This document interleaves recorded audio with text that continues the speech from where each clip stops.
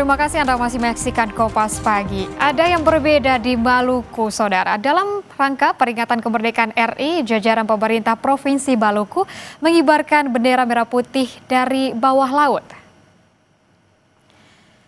Beberapa hari sebelum puncak peringatan HUT ke-80 kemerdekaan RI, Forum Koordinasi Pimpinan Daerah Forkopimda Maluku mengibarkan bendera merah putih di bawah laut Pantai Batu Kuda, Tulehu, Kabupaten Maluku Tengah. Prosesi pengibaran bendera di bawah laut diawali penyerahan bendera secara simbolis dari Pangdam 15 Patimura, Majen TNI Putranto Gatut Sri Handoyo kepada tim pengibar.